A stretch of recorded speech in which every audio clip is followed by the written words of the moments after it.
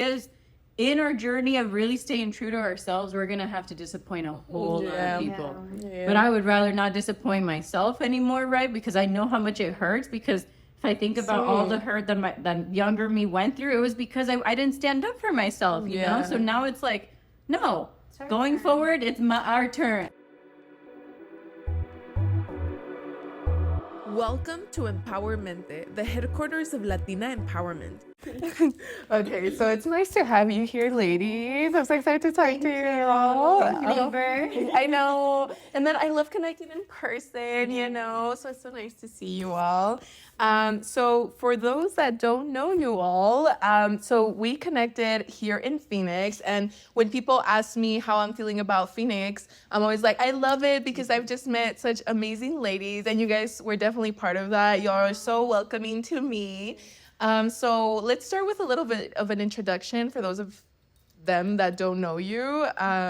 Who wants to start? So my name is Rosaura. I am a Mexican-born young lady. I'm 32 years young and went to Arizona State University, graduated with a degree in computer information systems and entrepreneurship, which honestly feels like a lifetime ago. And I feel like that season or that chapter is like a whole nother life that I've lived. I'm sure you can. I get it. And for the longest time, I worked in the corporate world, in accounting and IT systems. But now I have a business with my best friend / co-founder, where we get to empower ladies in their journey of womanhood. And we recently launched a product, which we will talk about a little later. But yeah, that's a little bit about me. Oh, awesome. Hello, you guys might know me by 2 different names, but they're all mine. Brenda Ruby, and I was also born in Mexico and came here to the U.S. when I was 4. I have 4 siblings, grew up with a single mother, went to college as well. Education has always been the path that I've been on. Graduated from the business school with the accounting degree and then went into the corporate route, which that was very short-lived. Right after 1 year, I left, and with my then ex-business partner, we launched a lot of different businesses. So I've been in the entrepreneur world with a lot of mentors by my side, but then recently, 5 years ago, I went on my own and it was completely different doing it on your own, so restarted that, and I feel that was like my restart of doing it on my own, launched a lot of e-commerce products, coaching, and then me and my comadre have almost the exact same story of, you know, being first gen, going to college, corporate route, and now we're figuring it out together, and we also really excited for the Feminine Ethos, our feminine brand. I love it. Thank you for sharing. And I love that you say we're figuring it out together, because I think part of the journey is realizing that this is it, right? Like there's no like feeling like, oh, I have everything together. That's just the flow of life, you know? And I think we connected in several ways, just like the similar story of first gen, having a dream of going to corporate and then also getting there and be like, oh, maybe this is not my thing. Yeah, kind of like not knowing that. And also I think we really connect on the spiritual side, right? When we're talking, we're like, yes. So let's get into it. I think we can start. So do you guys want to start with the human design? The goal with human design is to become more of who you were always designed to be, meaning since you came to Earth, you were already wired with certain traits and abilities about you that you couldn't change even if you wanted to. The goal is for you to become the truest, most realist version of you through tools like human design that help you better understand your energy. People are able to find a lot of connections and parallels between the science and the spirituality, the energetics behind all these different modalities that when you put them together, you start to see a whole picture of your traits, your behaviors, your repeating patterns, your genetic trauma. Like it gives you a very good overview of what your own individual vehicle is going to be able to like navigate through, and what are some of those recurring obstacles and themes that, your abuelita was dealing with, stuff that happens as a generation. And well, let's just say someone is new to human design. How does it work? Like, what do I need to do? So there's a lot of different tools out there where you can go in. You do need to know a couple of things about yourself, and it is pretty important that they're accurate. Otherwise, you're going to have somebody else's, energy path. So you need to know of course, your date of birth. The time when you were born is very important. because depending on what time you were born determines the location, right, of the different stars and the planets. So it's going to imprint you with different neutrinos and a million and one things that we could spend hours, dissecting. But what's most important for you to know is definitely your type, which we covered. There's five different types of human design types. Yes, and so we cover projector and manifesting generator. There's also manifester. That's right. There's Pure also manifester, pure generator, and reflector. Reflector. Yeah. Okay, tell me about the other ones. Or I guess like a high brief level. you on each one. Okay? Yeah. So each archetype, that's what we're going to call it because that's what it is. It's an archetype, meaning it's a certain specific type of energy that even though it's going to show up in 100 different ways, it's still going to have essential components to it. Okay. So projectors, which are here to guide the energy of other people, meaning we ourselves don't have this consistent supply of like, go, go, go. We are meant to advise and counsel and ask questions of others to help them get more clarity on how to best use their energy. Okay. So that's what the projectors do. Then you have the generators, the pure generators. So the generators are like the Energizer bunnies. They can work 10, 15 hours straight. If they're excited about something, it'll feel like not a single second has passed, okay? That's Jose. He'll just be like, I'm like, dude, like, I don't. Yeah. But the thing is, let me just preface with saying something really quick. We all get to taste a little bit of every single person's energy because when we're together, we're actually commingling with our energy channels, which I see. I'll talk about in a little bit. But Let's build up to that. So the manifestor group, they're the little trailblazers, firecrackers. They're ready to like light anything up. They hear an idea and they're like, ooh, let's go. Let's do it right now, right? So they're the energy of creation. They're the ones that are here to move the needle in the idea of like a fire. They would be like the wind that's like propelling this fire and like making it viral. Yeah. So then you have a hybrid of these two, the manifestor group and the generator group, which are a combination of the two, which is what you are. Yeah. Super powerful. That's right. And you guys are called the time benders because you're able to either take time and elongate it or make a long time into a microsecond. Wow. I've thought about that. Yeah, I'm sure. Yeah, because I think like sometimes there's years where I feel like I lived like 5 years. Wow. And I do feel that. I'm like, wow, that was crazy. And my experiences sometimes are very condensed, like very intense and very condensed. It's the energy of having those two, the ability to collapse time. And then last but not least, we have the reflectors. So the reflectors are 1% of the entire population. They're very rare. We know a couple in real life. And reflectors are essentially here to mirror back to you everything about yourself that you do or don't want to see. Okay. Yeah. So when people connect with a reflector, oftentimes they're like, I feel like I've known you my whole life, or I feel like I really know you, because they're gonna be you basically, right? Really close friend that's 60 years old, and she actually is the one that introduced human design to us, and she's a reflector.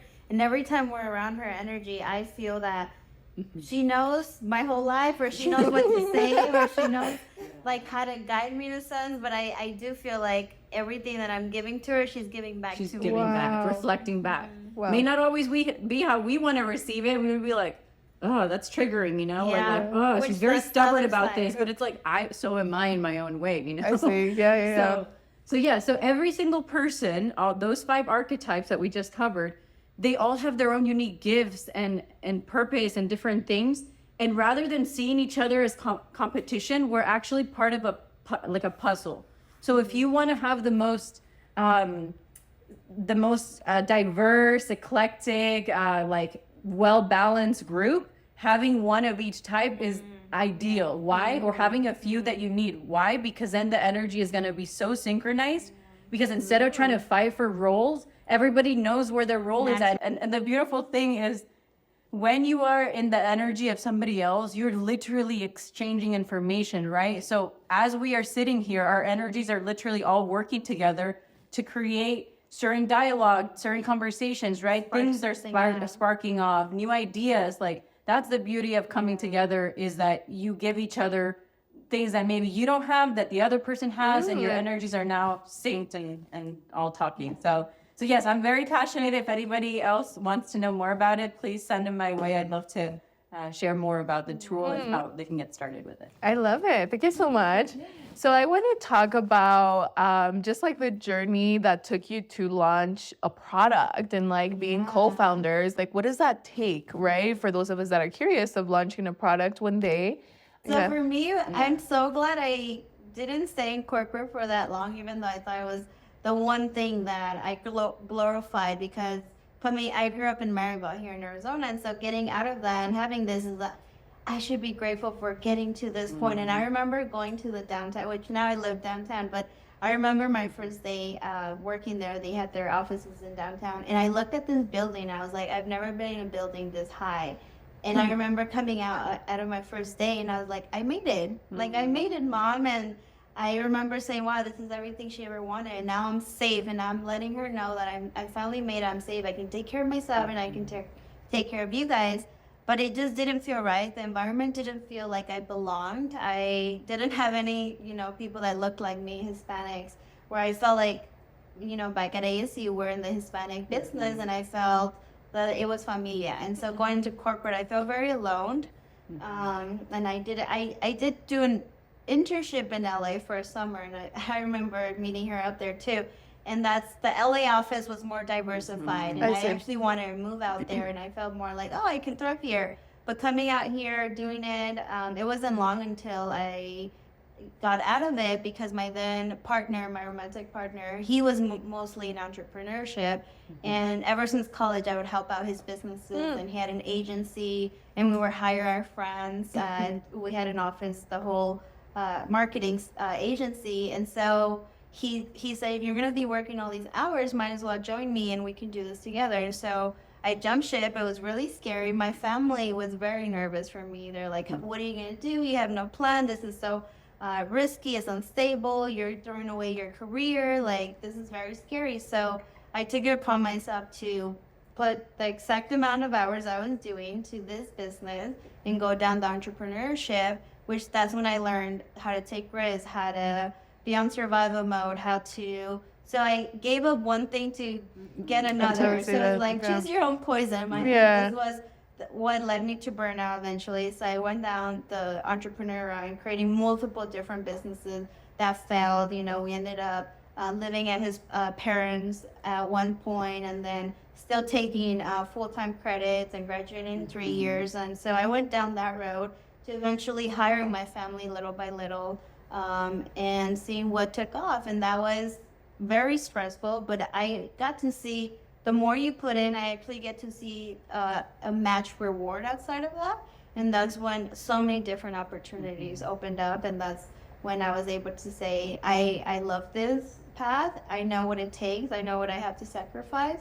But then after that, and walking away from all that that I learned and built, was now, how do I do the same with not killing myself or not going through burnout? How do I do the same and still have the same structure, but not allow building something that's going to take over my time, or making my time work around what I create, that becomes a baby and then a monster, and now you're enslaved to that. Right. So that's what I had to learn. Starting, like the startup phase is so exciting for me, and I helped like a dozen people open up their LLCs, but it's just such an excitement to watch somebody try or have the opportunity to start something. And it's like the American dream, it's like having this, getting out of the rat race or the 9-to-5 and giving someone the opportunity to start something that then can benefit them for whatever they want, whether it's freedom of time or financial freedom, especially for a first generation, where I want to give back to my parents. I want to retire them. I want to buy them a house. I want to do this for them.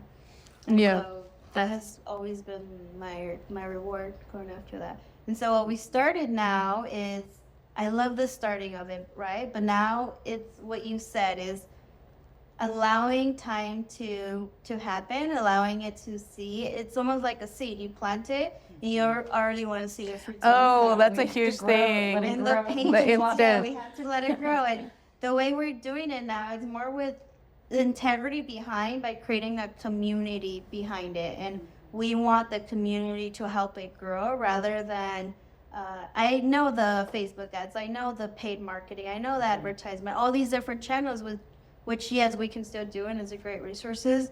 But it's different when you're building something with the community. You're building in public. Yeah.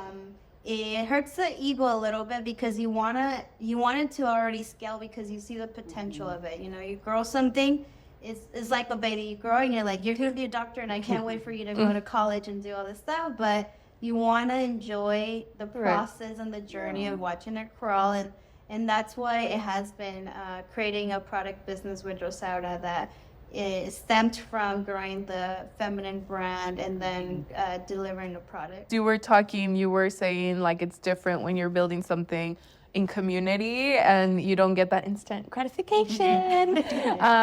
But also you're building something that's meaningful out of the heart for both of you, right? It's not like drop shipping, in my opinion, right? Where it's like a product maybe you don't have that connection to. Just trying to make the sale. Yeah, right. Versus something that's like, wow, I actually designed this, you know, that's out of my heart. So, Rosaura, wanted to tell us about like the product and like your journey, and then we'll go back to you. Yeah, so like Brenda was mentioning, we're now in this stage of creating a community, and a community that we're sharing with resources that include digital guides, that include the recently launched product that I'm about to share. ¿Cómo se llama su brand? So the brand is called the Feminine Ethos, which is essentially a community to support you in your different stages of womanhood. So for us, right, it's been going from our 20s into our 30s and what that's looked like. And really the message that we are sharing is that there's no 100% way for all of us to do it, right? We each have our own unique paths. But there are certainly certain themes that we're all experiencing no matter what path we're taking, right? When it comes to our self-worth, our self-love, our confidence, going against generational, stigmas, breaking patterns, all of that. And so the community is really meant to share from our personal experience what becoming a woman has been all about, okay?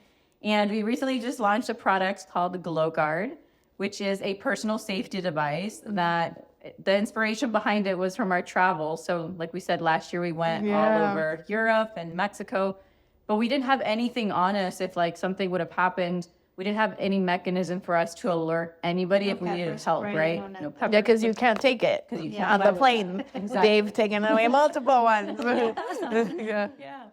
So in retrospect, when we came back, we were like, yeah, that wasn't very smart of us to be out there, with like out at 2 a.m, 3 a.m by ourselves. So the idea of carrying around a little device that you can take with you anywhere, through airports, on hikes, anywhere. And the point of it is to get attention to you. So you pull it off, which I have. I know we have. Do you have the keys by any chance somewhere? See, we don't have to do a full-on demonstration so people don't go deaf, but at least like they'll be able to see it for those watching on the video. So it gives you that extra peace of mind of knowing like, am I truly alone? Or, is somebody trying to do anything? So yeah, it was just a little something that for us, we know like if it can deter somebody from trying to do something right, or it can get eyes on you, then potentially it can save somebody's life. And we know that in today's day and age, like there's a lot of things that are happening, right? That we need to be staying alert and protected and feel that extra reassurance. So it's beautiful. So I actually want to hear about your perspective, Rosaura, because it was your first time going through building a product, right? So having two experts definitely helps because they both, had already done it. But for me, it was just like from the process of thinking of the idea, right? Designing it, we use Canva, right? Yeah, creating a Canva. manual, like all these little things packaging. We created the packaging from scratch. All the things that you don't realize goes into something that it's a lot of little tiny details. Yeah. So being able to have, a roadmap, and we created a roadmap. We said, okay, this is the different things, milestones, right? And these are all the different parties involved. Certainly you having connections with suppliers was amazing, right? So Brenda had experience reaching out to different suppliers and she had contacts. So yeah, it was really fun, right? To get to know them and work with them and like go back and forth and design something that we felt really good about and that they were going to be able to deliver. To be able to see it on the screen and then in your hand, I think I think that's our baby shower, you know? Yeah. We're gonna tell our families, like, come to their baby shower. which Success is, shower. you know, Exactly. birthing a product or Yeah. birthing a new business. It hits so hard knowing, like, oh my God, I created this from just my mind, and getting it out of your mind. And I'm so excited for you all. I have been listening to Cody Sanchez, and she's like an amazing entrepreneur. I will always feel the need to say that I don't agree with everything that she says, but she's controversial. Contrarian views. Yeah, contrarian. Yeah. But one of the things that I loved about her talk at the Aspire Tour is that she said that the biggest revolution is to be a creator.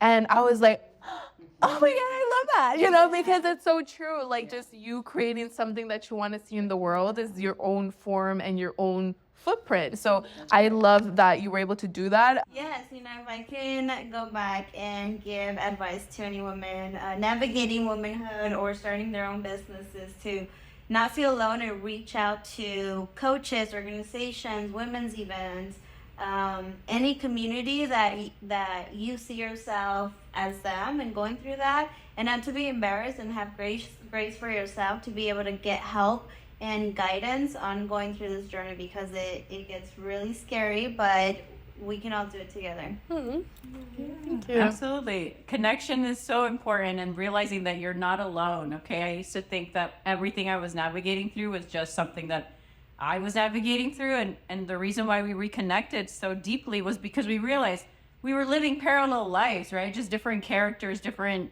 themes, scenarios, but same themes, right? So know that you're not alone. Reach out whenever you feel inspired to connect with somebody. And don't be afraid to sit with your dark nights of the soul, because those are the moments where we hit rock bottom for a reason, right? We are meant to be redirected and realigned. So out of, whenever it rains and it storms, there's usually a rainbow. And that's how you need to see those dark nights of the soul. They have magic and wisdom and gifts for you to see if you're open to going within and being like, okay, so yeah, I hit rock bottom, now what? Yeah, I love that. I think when I was in the dark nights of the soul, I was like, what the hell is going on? And a big thing that my coach told me was like, this is what is going to help you later. Like, this has a purpose. This has something. And I was like, what? Okay. So I love your story and your testimony. Thank you so much. I love it. So fun.